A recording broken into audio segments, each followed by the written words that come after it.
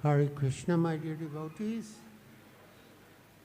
I will begin by singing the Mangalacharana prayers and leading a short kirtan.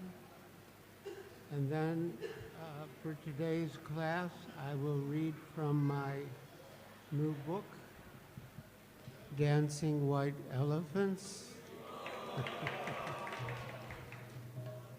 Traveling with Srila Prabhupada in India, August 1970 to March 1972.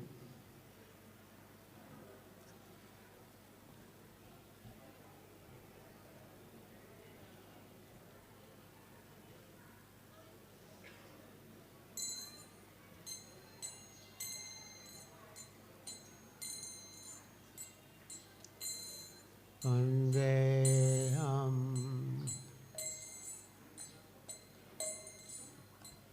Shri Guru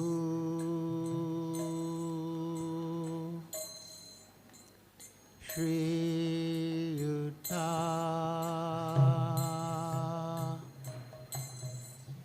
Padakamalam Shri Guru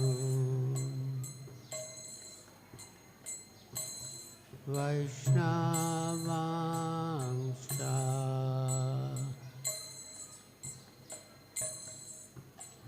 Shri Rupam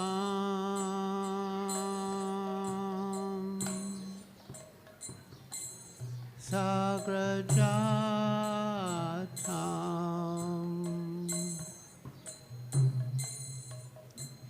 Sahagana Raghunatham Vitam Sam Sajivam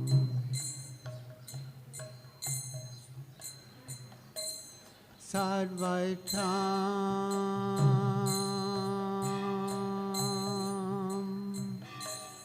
Savadutam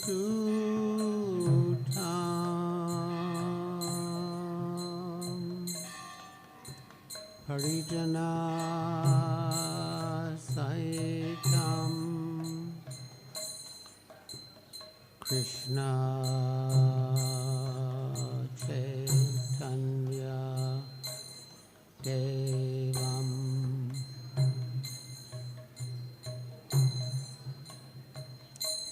Shri Radha Krishna Padam Sahagana Lalita Shri Vishakhanvitamscha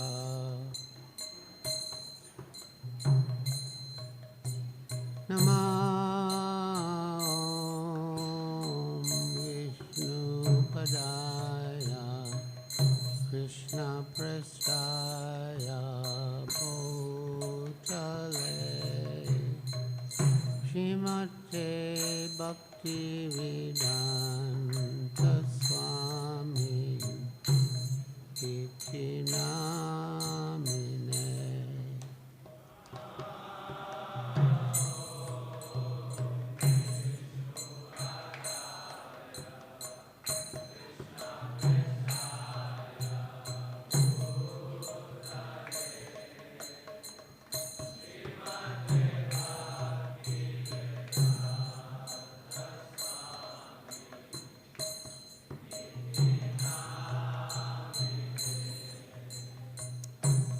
Namaste Saraswati Deve Gauravani Pracharine Nirvishesha Sunyavadi Paschatya Deshatarine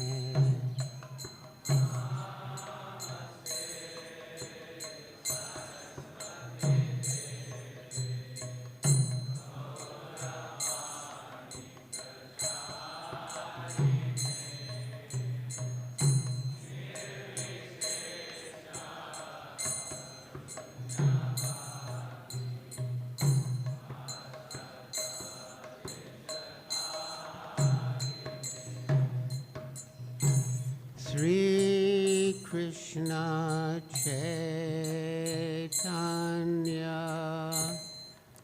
Prabhu Nityananda Shri Advaita Gadadhar Shri Vasadi Gaur Bhakta Vrinda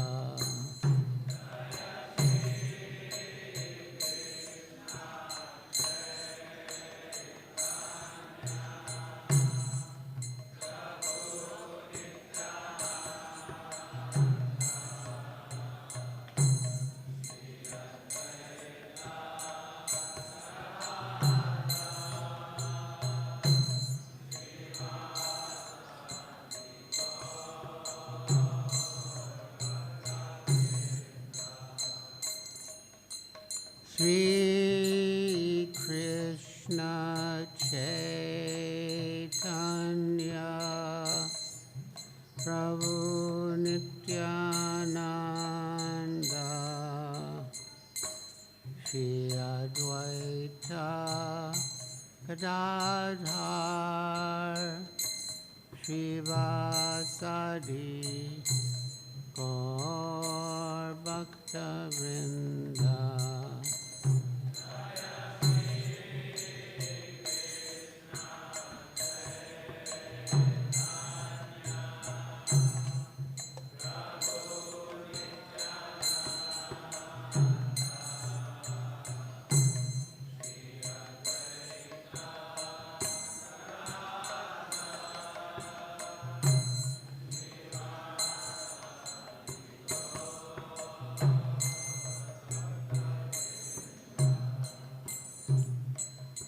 Sri Krishna Chaitanya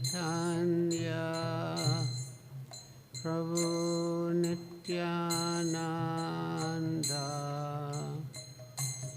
Shri Advaita Gadadhar Shri Vasadi Gaur Bhakta Vrinda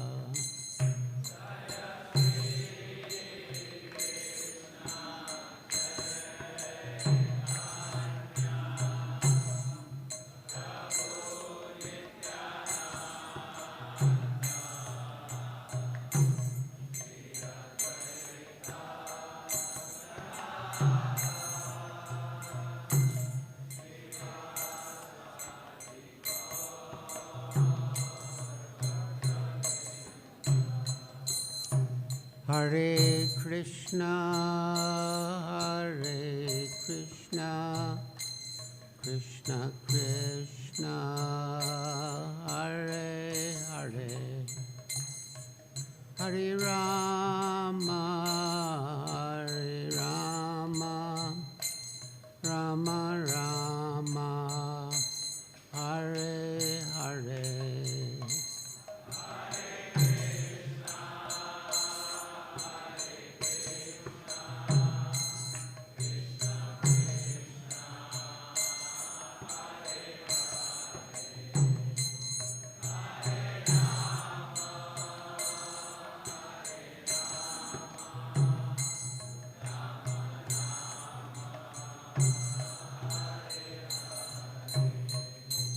Hare Krishna, Krishna Krishna, Hare Hare, Hare Rama, Rama Rama, Hare Hare.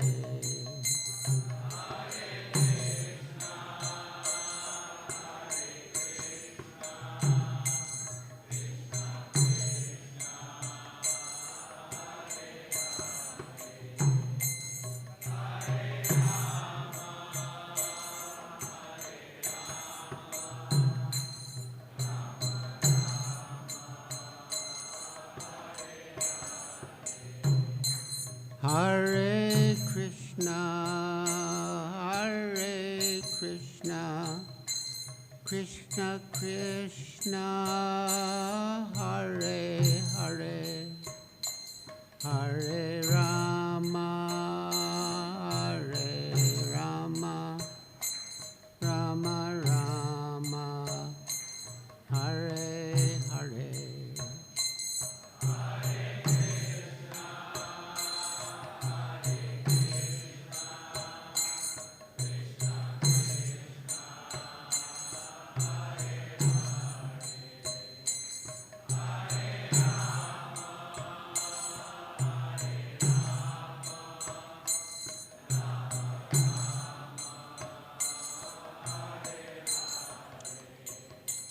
Hare Krishna, Hare Krishna, Krishna Krishna, Hare Hare, Hare Rama, Hare Rama, Rama Rama, Hare Hare.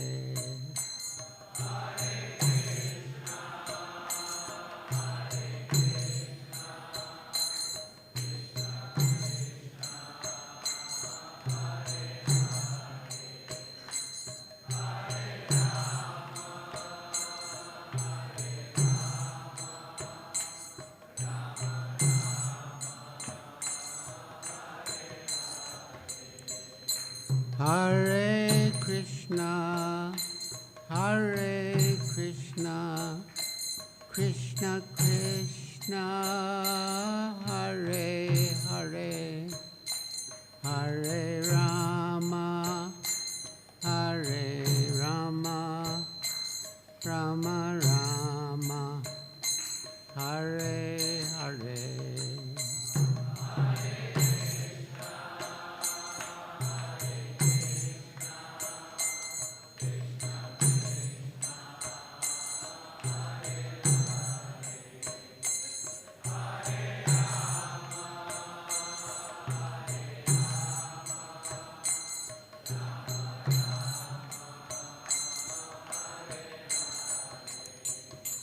Jaya Prabhupada, Jaya Prabhupada, Prabhupada, Jaya Prabhupada.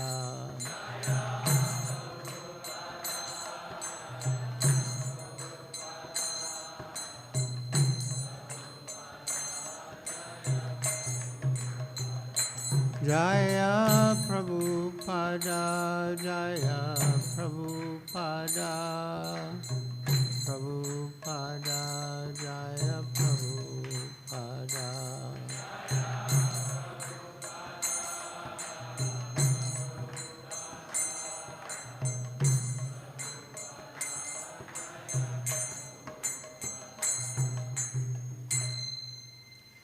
Jayam Vishnupad Paramahansa Paripurajakacharya Stotra Satasi Srimad Bhakti Vedanta Swami Prabhupada Ki Jai. ISKCON Founder Acharya Srila Prabhupada Ki Jai. Jayam Vishnupad Paramahansa Paripurajakacharya Stotra Satasi Srimad Bhakti Siddhanta Saraswati Goswami Prabhupada Ki Jai. Anantakoti Vaishnava Vrinda Ki Jai.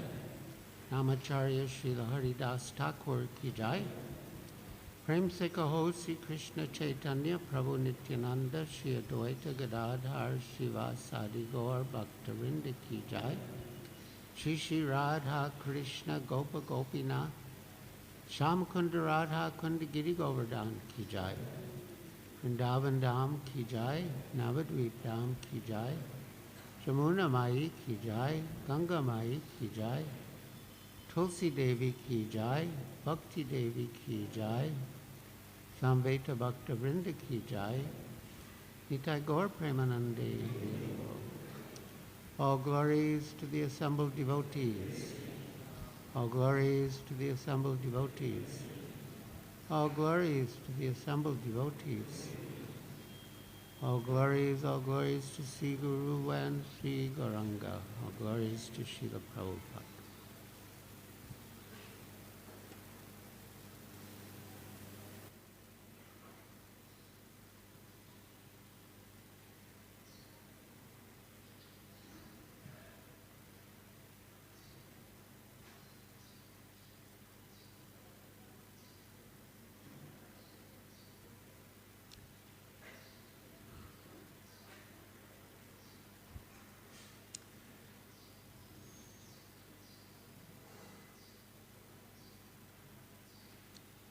So Srila Prabhupada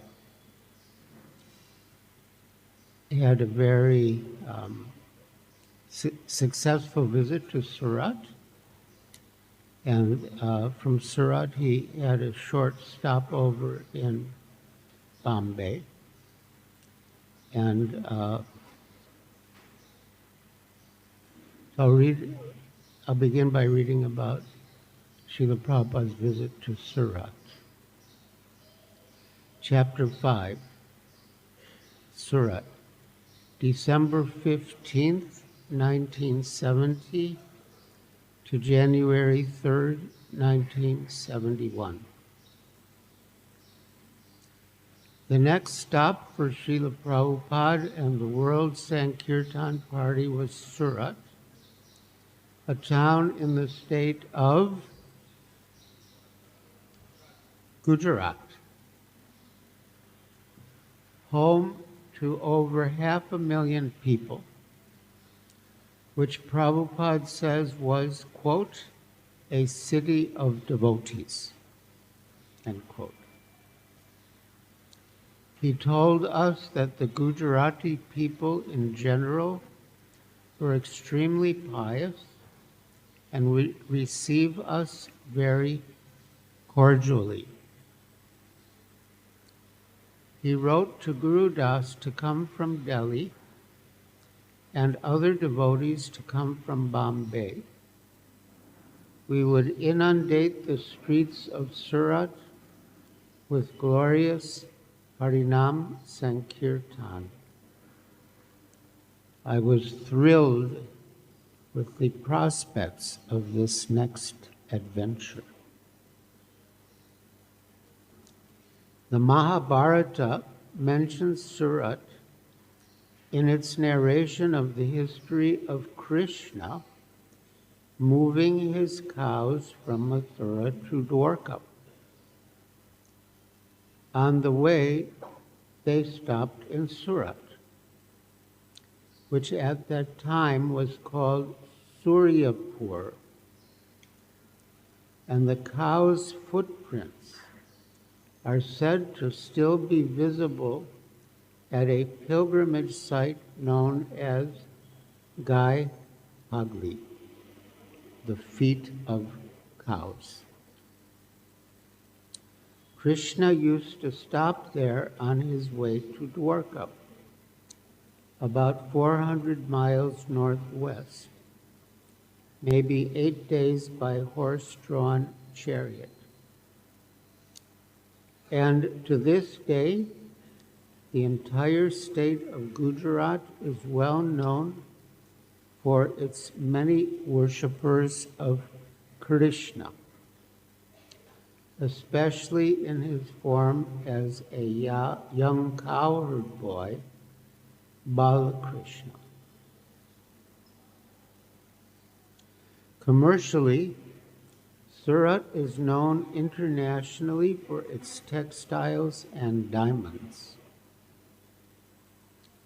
Over 90% of the world's diamonds are cut and polished in Surat, and the silks manufactured there are considered among the best in the world. The city is also renowned for its silk brocades and gold embroidery, jari.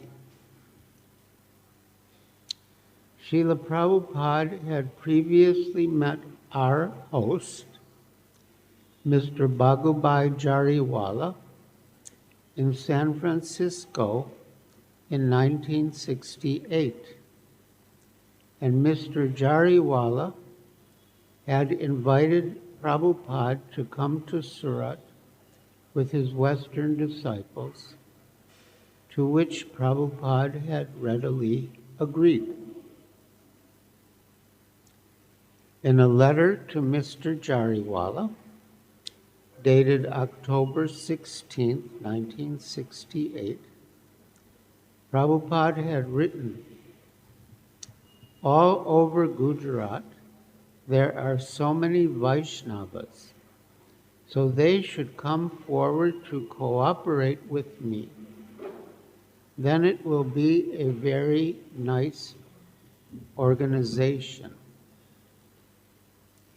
So once when Srila Prabhupada was in Los Angeles, because he would often use this phrase, cooperate with me. So I asked him, what does it actually mean to cooperate with you?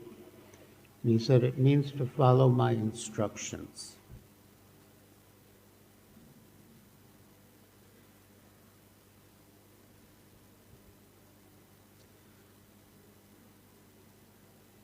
So in a letter to Mr. Jariwala dated October 16, 1968, Prabhupada had written, all over Gujarat, there are so many Vaishnavas, so they should come forward to cooperate with me. Then it will be a very nice organization. We want to establish one God, Krishna, one scripture, Bhagavad Gita, one mantra, Hare Krishna, and one work, service to the Supreme Lord. And people are responding. I thank you very much once more for your nice letter and appreciation of my activities. And if you kindly cooperate with me, I shall be still more encouraged. When we arrived at Mr. Jariwala's house, we found Prabhupada's letter placed under the glass of Mr. Jariwala's desk.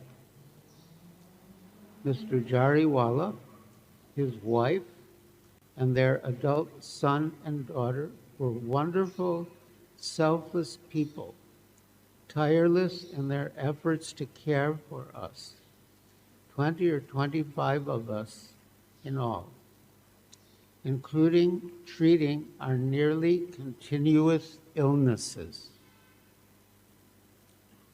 The women ran the household with great efficiency. They opened up their main floor for the devotees to take prasad and preach to visitors, and gave Srila Prabhupada the entire second floor, a front room, a sleeping room, servants' quarters, and a balcony. The balcony turned out to be important, as masses of Surat citizens would clamor outside to get a glimpse of Prabhupada, and he would go out on the balcony to acknowledge them. The Jariwalas gave over their third floor bedrooms for the ladies and the fourth floor to the men. They themselves moved onto the roof. Virtually the entire building, known as Motorcycle House, was offered to accommodate Prabhupada and his World Sankirtan party. In the Chaitanya Charitamrita, Madhya 341, Srila Prabhupada describes his father's standard for receiving guests. Quote, according to the Vedic principles, there must always be a guest in a householder's house. In my childhood, I have seen my father receive not less than 4 guests every day. And in those days, my father's income was not very great. Nonetheless, there was no difficulty in offering prasadam to at least 4 guests every day. According to Vedic principles, a householder, before taking lunch, should go outside and shout very loudly to see if there is anyone without food. In this way, he invites people to take prasadam. If someone comes, the householder offers him prasadam. And if there is not much left, he should offer his own portion to the guests. If no one responds to his call, the householder can accept his own lunch. Thus, the householder's life is also a kind of austerity. End quote. Gujarati culture is particularly refined and pious. The Vedic conception that guests should be received and treated like God. And Mr. Jariwala and his family were perfect hosts. One of the main activities that brought us in contact with them was taking prasad. We took our noon and evening meals with Srila Prabhupada, breakfast by ourselves. The Jariwalas would set up nice plates for us. We would sit in lines on the floor, and they would personally serve us, kneeling down and offering us whatever we wanted. And after preparing and serving the whole meal for us, they would ask, "Is there anything else you would like?" Nandakumar Prabhu remembered, quote, none of them ever took any prasad until every one of us had been fully satisfied. Sometimes there was nothing left after our voracious appetites had been satiated, and still they would serve every last bit of it to us if we would accept. Often, they would have to cook again for their family, sometimes many hours after their normal mealtime. End quote. The prasad itself was incredible, expertly prepared, flavorsome, and healthful. We could see how much Srila Prabhupada was relishing it. And when he particularly enjoyed a dish, he would ask the women to find out how it had been prepared.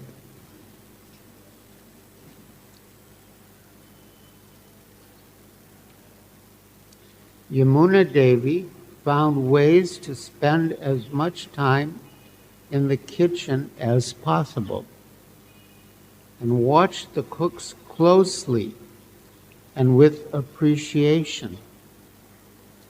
Mr. Jariwala even mentioned her interest to Srila Prabhupada. Quote, how Yamuna Devi loves to learn this cooking. Unfortunately, the rest of us were not so experienced in how to deal with respectable Hindu families. In Vedic culture, the guest should not impose on the host. But as Nandakumar said, quote, we were all young Westerners, still filled with Western habits, even though we were learning the Vedic culture and doing our best to apply it in our daily lives. End quote. So sometimes one of us would say, I want this, or I want that. And our host would cook another preparation. But we didn't know how to behave properly, and we were demanding more and more. The Jariwala family never indicated that they took any offense. They just humbly served with smiles on their faces But eventually we started getting reports from Hangsaduta, perhaps coming from Srila Prabhupada, that we shouldn't be so demanding of our house, that we should be better guests, and that whatever they offered us, we should accept respectfully and cheerfully, and then finish and go back up to our quarters. There had been a lot of talking after meals, and we had been hanging around downstairs. As it was, the hosts had already moved onto the roof to accommodate us. So if we hung around on the ground floor, there was no place for them to go. So we learned to be more considerate of our hosts. But finally, Hangsaduta had to give a class to reform our uncultured manners. He taught us how to eat properly with only the right hand, how to behave properly, not to throw prasad. All the rules that we'd actually been taught when we first joined the movement, which apparently some of us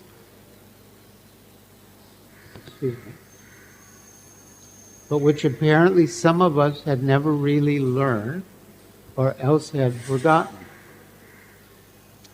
Hangsaduta appealed to us to please try to behave ourselves so that we didn't exasperate our hosts or create a bad impression of Srila Prabhupada. Srila Prabhupada's manners, of course, were impeccable. As Madhuri Dasi observed, quote, one day he finished his lunch and the host gave him a whole banana. I never saw anyone peel a banana like he did. He didn't touch it at all with his left hand.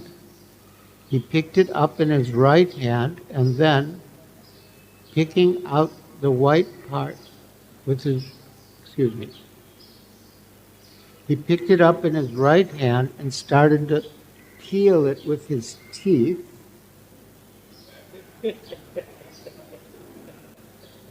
Pulling the strips down with his teeth and then picking out the white part in the center. Then, pulling the white part away, he let the whole banana skin drop from his teeth.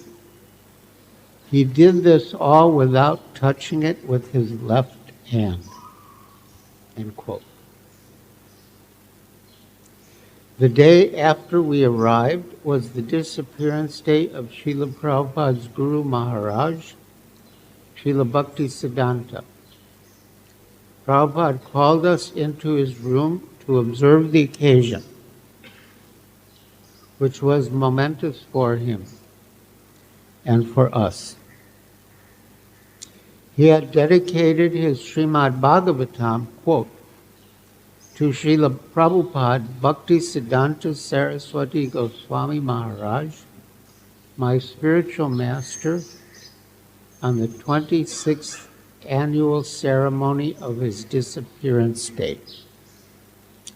He lives forever by his divine instructions, and the follower lives with him. End quote. Prabhupada told us, on the absolute platform, the spiritual master's appearance and disappearance are the same. Both are beautiful, just like the sunrise and the sunset. Srila Prabhupada said that the Gujaratis were naturally Krishna conscious and gave the example that if a spark falls on dry grass, the grass will immediately burst into flame. The people of Surat were like dry grass, he said. and as soon as he arrived, they burst into flames of appreciation. We did Sankirtan in the streets practically every day. And wherever we went, everyone came out.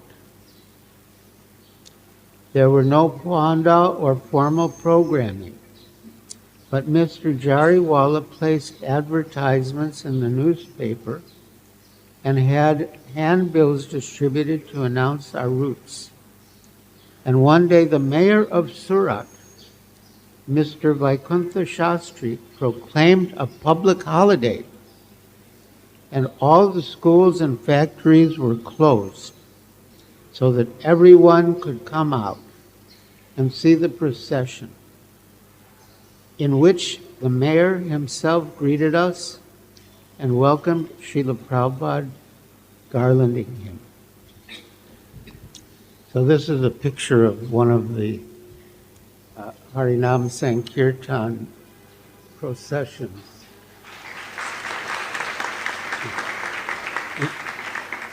In Surat.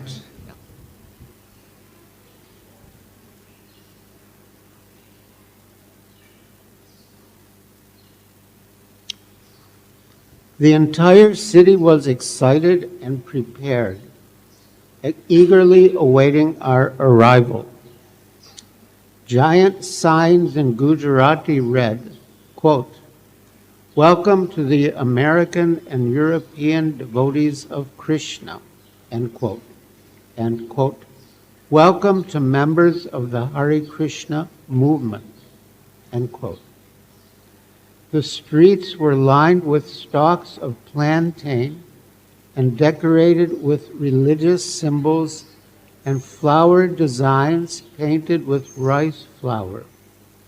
And different colored saris and strings of flowers and leaves were draped from one side of the street to the other. It was a spectacular, festive atmosphere. People had never seen sadhus before, and they lined the streets in thousands, running from all directions, standing on top of buildings and clustering in windows to see us. Women threw flower petals from the rooftops as we proceeded, chanting Hare Krishna. And every half block or so, we would have to stop due to people approaching us to offer arti with flowers, incense, and lit ghee lamps, put kumkum on our foreheads, place garlands around our necks, and invite us to their homes.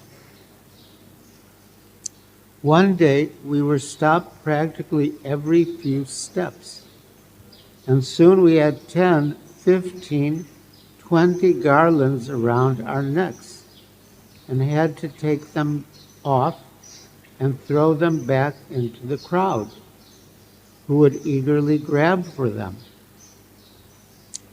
Shamsundar and Saraswati were particular attractions.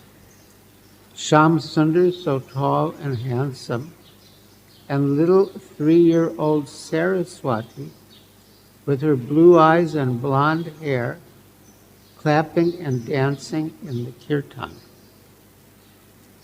In all, as Kaushalya said, quote, "Surat was very special. The whole town was surcharged with Krishna consciousness. Everybody welcomed us wherever we went. But in Surat, they welcomed us more than in any other place." End quote. Yamuna, like the rest of us, was in bliss. Quote, "It had been my desire from the beginning of my devotional life and I prayed for the day that I would be in India with Srila Prabhupada. So when he returned to San Francisco, he asked me if I still wanted to go to India. Tears immediately came to my eyes, and I said, yes, Swamiji, very much. But it wasn't until we actually came to India and walked and danced in the streets with Srila Prabhupada on Nagar Sankirtan that I realized something of what it meant. To walk in the footsteps of great Vaishnavas who chanted and danced in the streets before us, to be able to touch the hearts of people along the way with Harinam Sankirtan, were simply the most wonderful and nectarian things. Srila Prabhupada assured me that he would take me to the highest place, and for me, Nagar Sankirtan with Srila Prabhupada was that place. End quote. At first, Prabhupada joined our daily processions, and after a short while returned to Mr. Jariwala's house while we carried on. Then he stopped coming, but every morning as we were leaving, he would wave to us from his second-floor balcony, and thus enlivened, we would set off down the street, chanting with transcendental pleasure. And later in the day, when we returned, he would be out there again, waiting for us. Quote, Prabhupada was at the foot of the stairs greeting us, Chidananda said of a typical evening's welcome. We were in complete bliss, with flower garlands all over us and big smiles on our faces. We were very happy that we had been so well received. It was as if Prabhupada was standing there saying, quote, just see how wonderful this Krishna consciousness is. Just see how happy you are, end quote. He was standing there smiling. He was so happy that we were happy, end quote. Yamuna Devi wrote years later, quote, there was one Nagar Sankirtan that struck me in the heart just like lightning. It was the culmination and fulfillment of Srila Prabhupada's words. Our group of Sankirtan members had been informed that the next morning our Nagar Sankirtan would begin at 4 a.m. and proceed through some of the main streets of the town as it was awakening. We had gathered and were all walking through the streets, chanting very ecstatically. Hangsaduta Das led kirtan for an hour or so, and then I led. Revati Nandan Das also led for a while. It was wonderful. And after 2 hours, we were all decorated externally with many flower garlands, and internally with the glorious chanting of the holy names. Sometime between 6:30 and 7 a.m., all of the people were out building their morning fires, and a haze of smoke stretched lazily across the early morning sky. The sun was just beginning to peak above the horizon. And as we continued down the dirt road, it took a slightly upward turn that crossed a river. As the road became a bridge, we began moving toward the center. And just as we reached the center of the bridge, the sun rose across the trees, and Srila Prabhupada was standing in the dead center of the road with this light illuminating from all sides, just as if he were the rising sun itself. That picture is burned in my memory. It is still very emotional to think about it. There he was, with his hands raised and his robes draping on the ground, and he looked just like descriptions of Lord Chaitanya. He was so powerful and so beautiful. I remember all of the devotees simply went mad with ecstasy. First having this wonderful Nagar Sankirtan, and then seeing Srila Prabhupada in this surreal way. It was unbelievable. Then His Divine Grace personally walked through the streets with us and chanted on Nagar Sankirtan until about 8:30 a.m. We had this little bullhorn microphone system, and I was leading the kirtan at the time. Then Srila Prabhupada motioned for someone to get the bullhorn, and he began leading us in a new melody of the Hare Krishna Mahamantra. We were simply transported. There is no other way to put it. Walking behind Srila Prabhupada, actually following in his footsteps as the party wound its way through the streets of Surat, was the promise, the fulfillment, the highlight, and the perfection. As we returned to the house each evening, hundreds of people would follow close behind, eager to see Srila Prabhupada. We would bathe and have prasad, and then we would jam into Prabhupada's front room with a crowd of Surat residents to hear him speak. Those guests who were unable to get in asked about ISKCON. Those guests who were able to get in asked about ISKCON and its activities, while those outside pushed to get closer. Sometimes the crowd around the house grew so large that traffic could not pass. One day, as the people's desire became stronger and more intense, Srila Prabhupada went out on the balcony. Hare Krishna, the crowd roared, their arms upraised, as Prabhupada greeted them. When he went back inside and they remained unsatisfied, he sent a few disciples down to try to pacify them. Several devotees went out, answered people's questions, and told them that they could see Prabhupada the next day.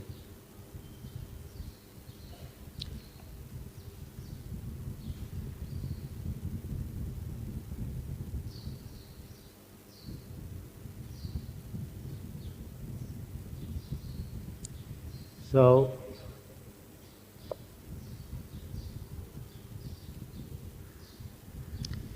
here's a picture of Harinam Sankirtan in Surat.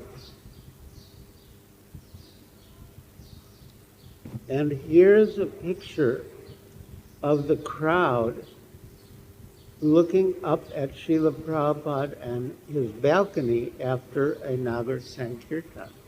There's a huge crowd followed us from the Nagar Sankirtan back to motorcycle house. And they all were eager to get a glimpse of Srila Prabhupada.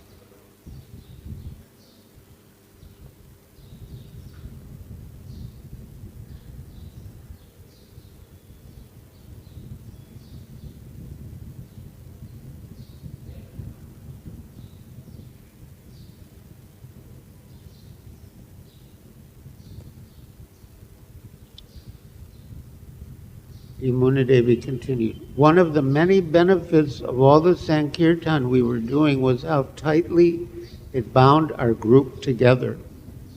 Living and traveling together and chanting together for 7 hours every day. Our Sankirtan party was becoming tighter and tighter, and our relationships sweeter and sweeter. Through the heartbeat of it all, if you chant Hare Krishna for 7 hours a day, you're not in the material world anymore. End quote. Our stay at Mr. Jariwala's house was also remarkable because of how much close association we had with Srila Prabhupada, more than most of us had ever experienced.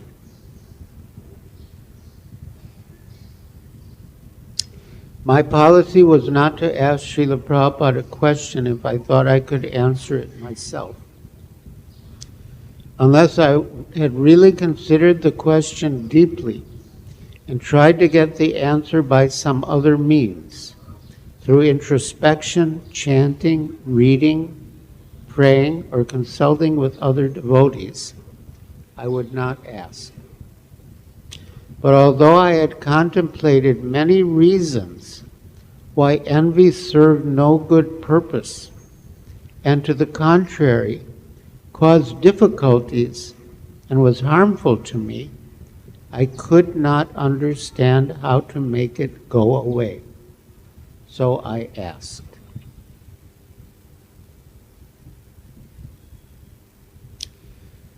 First, Srila Prabhupada responded, can you think of any reasons not to be envious? I have thought of many, including that it was disturbing to my chanting and my relationships with other devotees. Further, I had reasoned that Krishna was unlimited and that his service was unlimited. So why be envious if someone else had service? Krishna could accept an unlimited quantity of service from an unlimited number of devotees. Someone else doing service was not going to deprive me of mine. And he could give unlimited mercy to an unlimited number of devotees. So if someone got some special mercy from Krishna, it wouldn't hurt my chances of getting some. So I replied, yes, I could think of many. Prabhupada continued, being envious means you don't like someone. That not liking should be directed against the demons who create so much havoc in the world and create disturbance to devotees. It should not be directed toward devotees. End quote. I appreciated the instruction.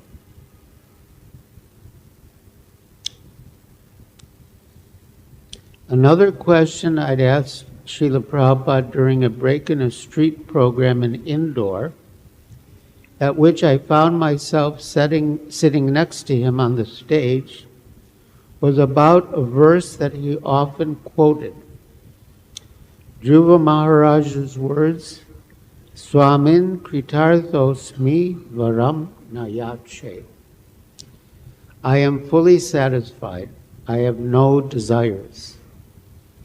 When I asked him where the verse came from, Prabhupada had replied, I think from the Hari Bhakti Sudodaya. The words I think had struck me. I knew that Srila Prabhupada knew everything, and that the way he had said it was so gentle and humble. I also inquired from Prabhupada about hearing the Maha Mantra, which we learned was the most important thing about chanting. How should we hear? I asked. And Prabhupada replied, just as I am hearing and you are speaking. There was no special trick or technique for hearing the mantra, I understood, except that you have to listen attentively.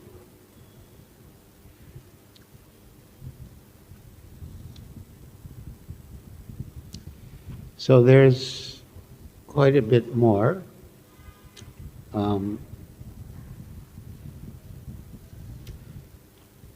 But for the sake of time, I think we'll move along.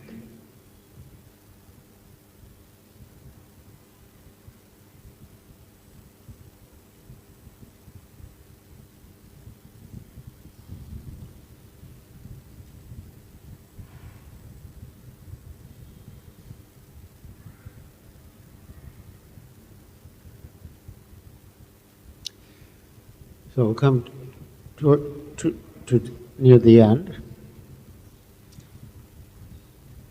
Quote, on the last day of our stay, Nanda Kumar later remembered, quote, Mr. Jaliwala asked if we could all gather in Srila Prabhupada's room. I remember it clearly and the powerful effect it had on me then and over the years. After giving each of us an envelope with a thank you card and 51 rupees, he said, quote, my family and I are so honored and blessed to have had the chance to serve all of you, especially your divine grace, Srila Prabhupada. Please forgive us for the many offenses we have committed against you. End quote. At this point, he began to cry, bowed down, and paid his humble obeisances to every devotee present. Srila Prabhupada looked at each of us, looking deep into our eyes and soul, and said very powerfully, quote, this is a real Vaishnava. He sees no faults, even though there may be many. You should all take his pure example and follow it as much as possible. End quote. On January 3rd, the day after we left Surat, Yamuna wrote in her journal, quote, Dear Vaishnav Sadhus Jariwalas, I do not know how to say how much I learned from your hosting of our party in Surat.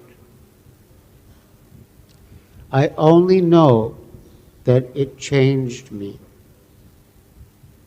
I learned so much from you that I hope to use in my service to my Guru Maharaj.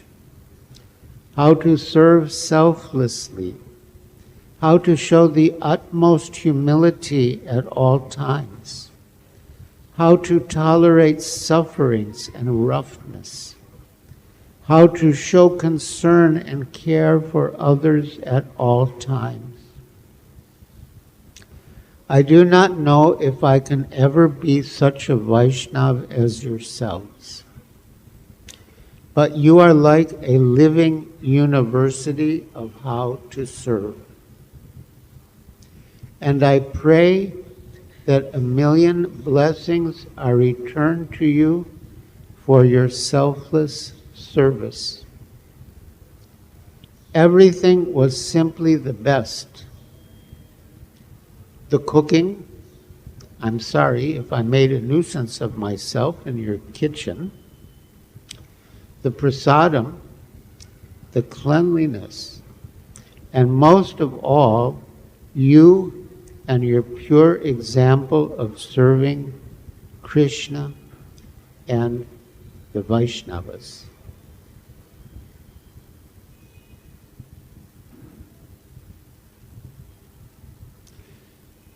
And then since we are in Juhu, I'll just read a little from the beginning of the next chapter.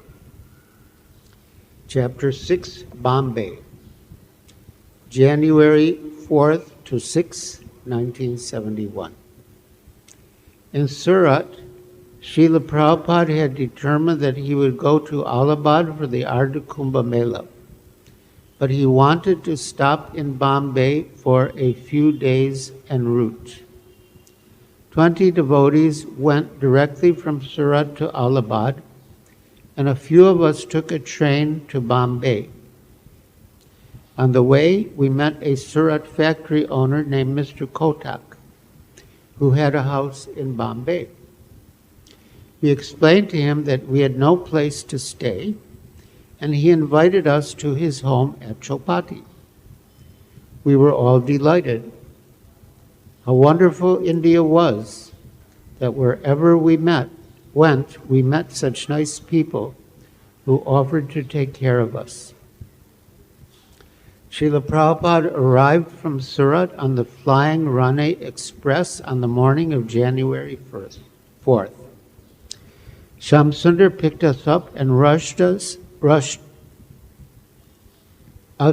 to lunch at the home of a New Life member, Madan Lal Vakaria from Surat, who had a flat on Marine Drive.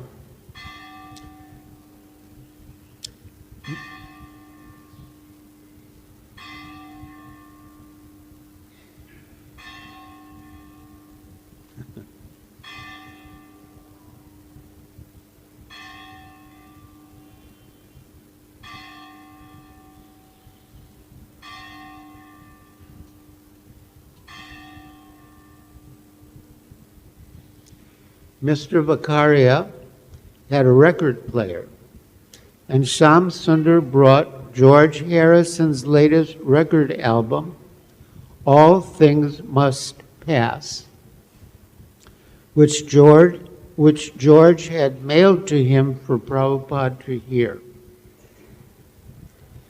The Indian technology was a little primitive and the sound quality was poor, but Prabhupada smiled and seemed to relish every word as Sham Sundar moved the needle to the tracks Prabhupada had inspired, such as, quote, awaiting on you all, end quote, and, quote, beware of darkness, end quote.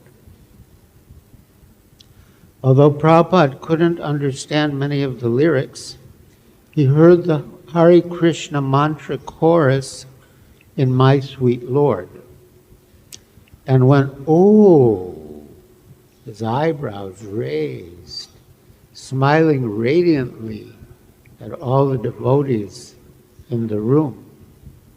And then we had nice prasad.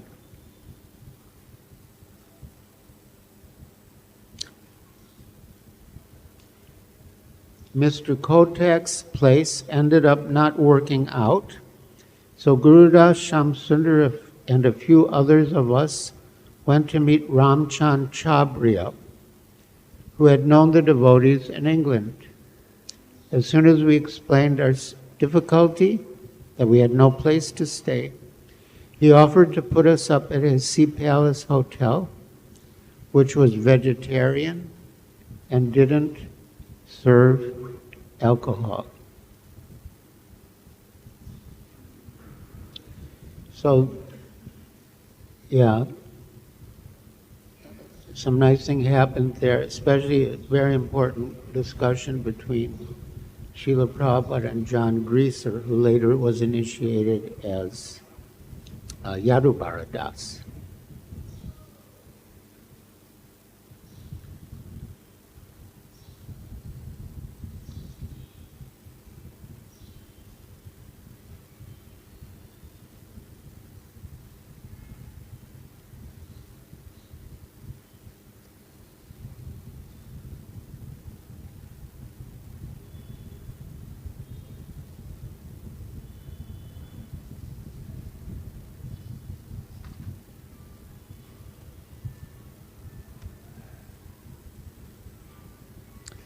During that period, when we were at the Sea Palace Hotel in Bombay after Srila Prabhupada left, we received a new issue of Back to Godhead.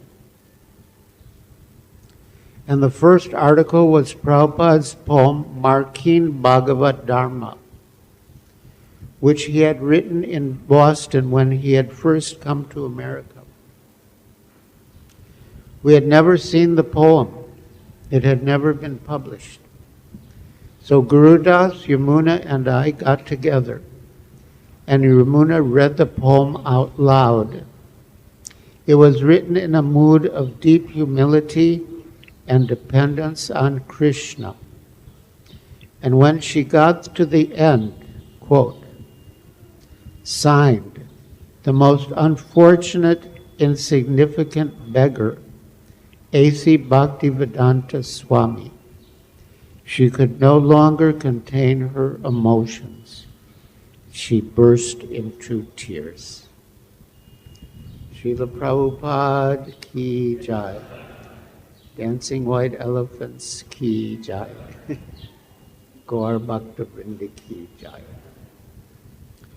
So, my dear devotees, thank you for listening so patiently and attentively. And now, if any of you have any questions or comments, any reflections you would like to share, you can raise your hand. Yes. Yes, microphone is coming.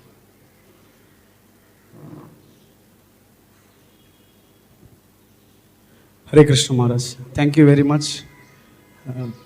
Yesterday we had Yadubara Prabhu with us. Very happy that you quoted about Yadubara Prabhu. I would like to know how you are feeling being in ISKCON Juhu, reading your own book in front of Radha Ras Bihari, the story of Juhu. How you are feeling? I feel wonderful. I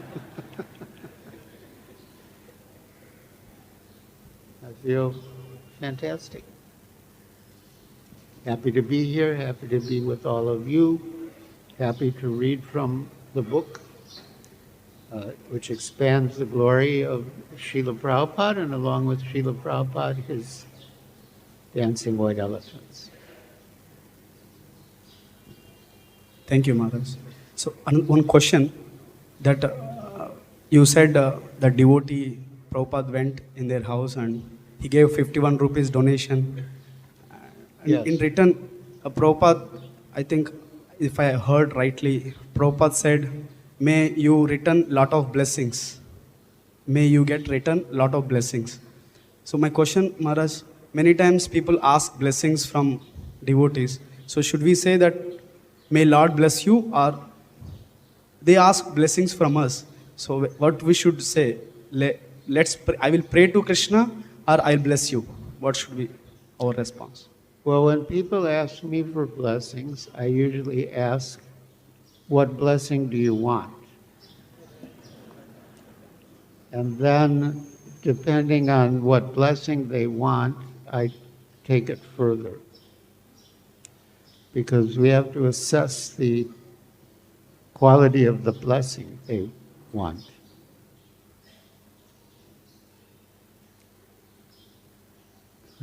Thank you, Maharaj. Alex.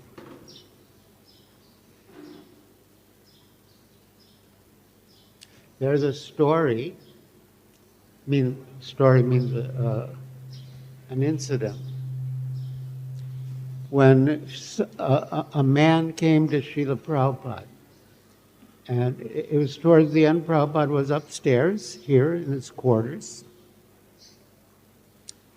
and the man asked Prabhupada for blessings. And Srila Prabhupada said, I have so many headaches, a worldwide movement, so many headaches, disciples, so many headaches, enemies, so many headaches. I have so many headaches. So if you want my blessings, you should take some of my headaches.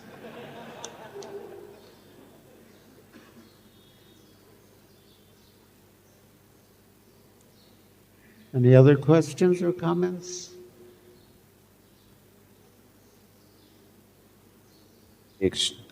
Thank you very much, Maharaj. So, we could see that devotees from West had come first time almost, and then they had to deal with the change of culture and the way you were reading also that. So, how Prabhupada trained and devotees to kind of accommodate here?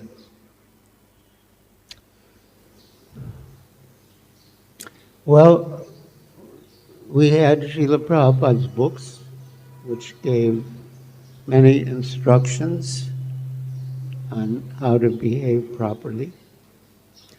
And Srila Prabhupada would also personally guide us. Like, don't eat with your left hand, eat only with your right hand. And so many things. And I think overall, Srila Prabhupada was pleased with how we adopted the Vedic culture.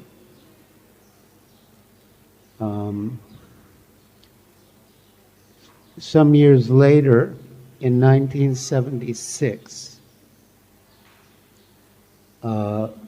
a publishing house in Bombay called Orient Longman was going to bring out a book called Gurus, God Men, and Good People. And there were maybe 12 chapters, and one chapter was to be about Srila Prabhupada. And the idea was that a follower of each of the personalities should write the chapter. So they approached me in Juhu, and I wrote Srila Prabhupada and explained the situation and asked how he wanted himself to be presented. And he replied through his secretary that that he had presented the Vedic culture as it is completely, and his followers had accepted it as it is completely. And he gave the example of a tulsi sapling, it's like a beginning new tulsi plant, that when you transplant a tulsi sapling, you have to be very careful not to touch any of it or harm any of it or damage any of it. So in transplanting Vedic culture, I was very careful not to distort or omit or add anything. I just presented it as it is completely, and they accepted it as it is completely. Hare Krishna. Maharaj, we have heard that Prabhupada once said, Giriraj is Bombay and Bombay is Giriraj. So, is that true, Maharaj? Yes. And my next question pertaining to that only, in what context, which was the context when he said that, and how do you feel now also and then also how you felt when Prabhupada uttered those statements, Giriraj is Bombay, Bombay is Giriraj? Well, as you know, there is a great struggle here. First to get the land, then to get the permission to build, and then finally to build the temple. And so Prabhupada said that Giriraj is Bombay and Bombay is Giriraj. It's sort of echoing a statement about Napoleon. Napoleon is France and France is Napoleon. He said Giriraj is Bombay and Bombay is Giriraj. And he also said that that Bombay is like Kurukshetra and Giriraj is like our Arjuna.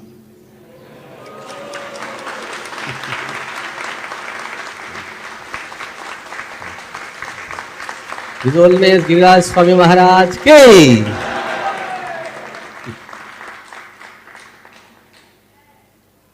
Yes.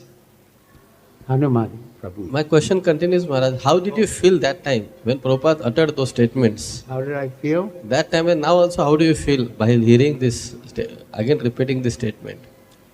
I felt humbled that Srila Prabhupada was giving me so much credit, which I wasn't sure I actually deserved. So I felt humbled and I felt determined that I must fulfill Srila Prabhupada's desires for Juhu.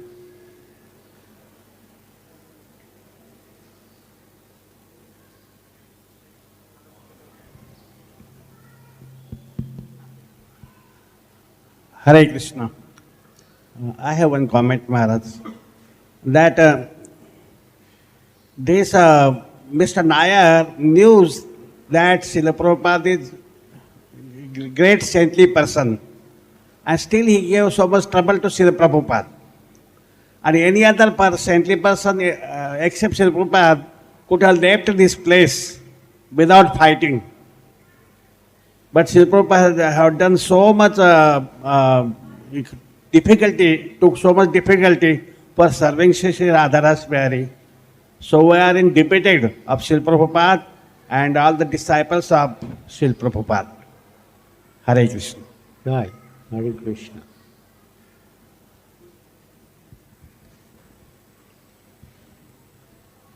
Thank you, Maharaj. If you permit, I would like to ask one more question. Sorry? If you permit, I would like to ask one more question. Yes. Yeah, in regards to Sundar Chaitanya Prabhu's question. So now we see that time it was a need-based that devotees, whoever was showing little interest, ISKCON has given a shelter to them, giving a space to stay, giving a food to eat.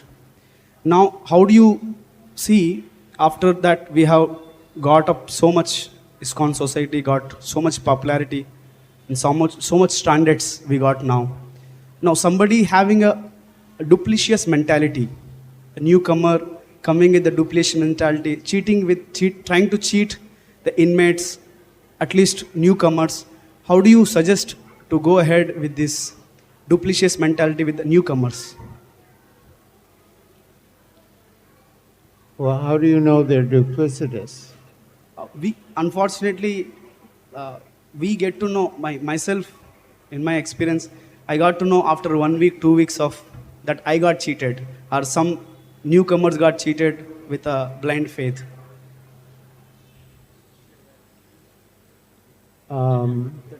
That duplicitous person who joined. Cheated in what way? So nowadays in youth preaching, Maharaj, when some people they show interest in the beginning, but we consider that is a very nice and we encourage him to stay, give a facilities in ISKCON. But that guy had other duplicitous ways to cheat people in the name of stock markets or investments, so and so. So how do you suggest us? We should not allow them to stay here. Is that your question? Yeah. How is there any instances which you faced in ISKCON Juhu, being as a manager, that any duplicitous people coming and got cheated others? Oh, did I have any experience? Yes. There was one devotee, or so-called devotee, who did cheat or steal. And we asked Srila Prabhupada if we should inform the police. And he said no, because if we accuse him, in a way we're accusing ourselves because he was one of us. So, yeah, Srila Prabhupada was concerned that people, the police, shouldn't get a bad impression of us or the devotees. Yeah. He said to let it go. Thank you, Maharaj.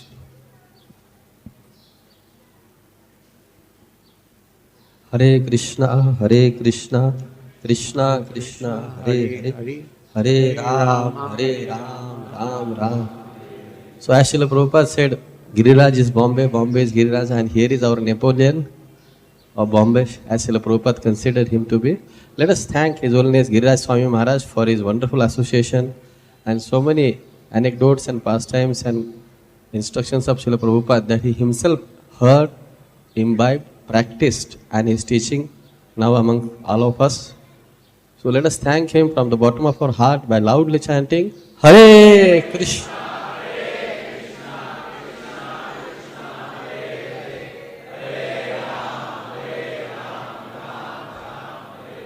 So all those ecstasies and transcendental memories of Srila Prabhupada, Maharaj Ji has recorded in his books. They are here now, like Many Moons and I'll Build a Temple. All those books are here.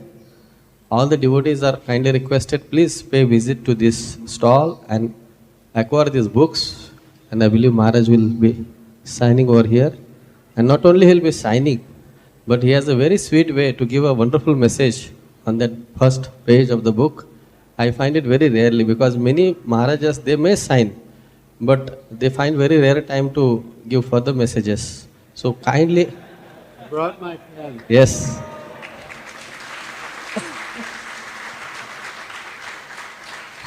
As Maharaj Ji himself has written a book, Many Moons. So here is a very unique moon which is shedding so many transcendental cooling rays, just like Narottam Das Thakur says, Nitai Padakamala Koti Chandra Sushitala. So he is shedding so many cooling experiences through Prabhupada's book, Prabhupada's dealings with him and Prabhupada's instructions to other devotees. And in a very sweet way, just like the full moon of the Purnima, it gives very cooling rays to pacify our thirsty hearts. So I would like to request all the devotees kindly get those books and get some wonderful messages and blessings from Maharaj Ji. And we, on behalf of ISKCON Sri Radharaj Bihari Mandir management and all the devotees, we thank Maharaj once again by loudly chanting Hare Krishna, Hare Krishna, Krishna Krishna.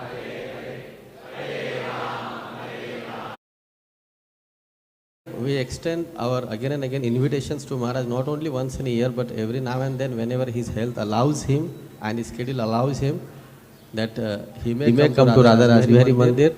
Not only that, Prabhupada already said, Bombay is Giriraj, Giriraj is Bombay. He can even stay over here and rather preach all over the world by going from here. So for that also we chant loudly, Hare! Hare Ram.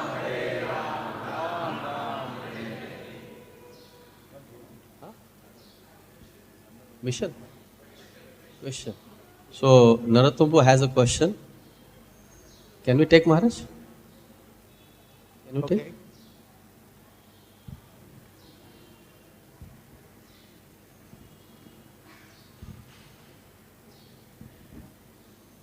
Actually, I had my hand up here, but somehow the attention was that side. Maharaj, I have two questions.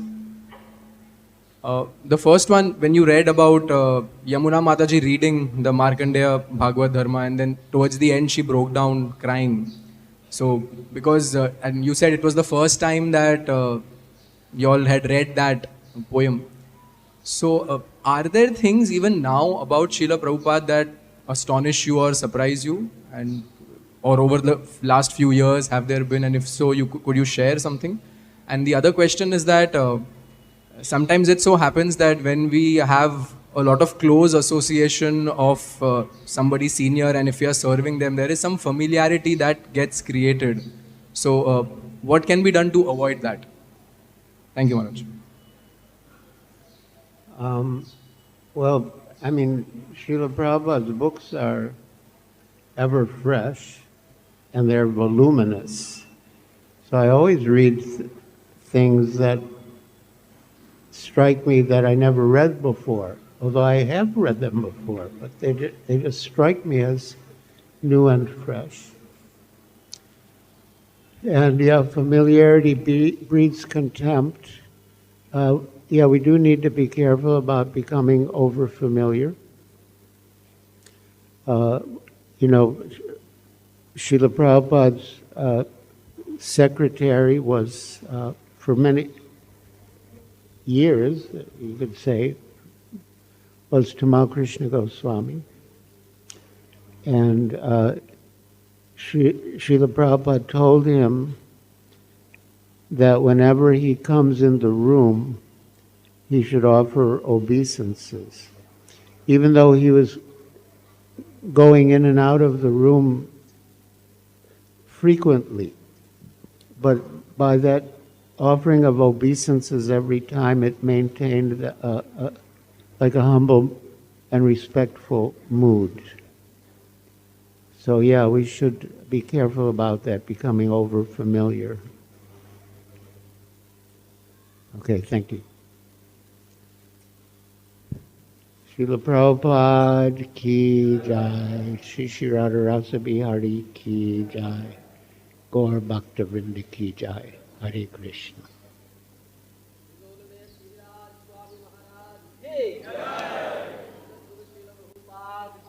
Jai.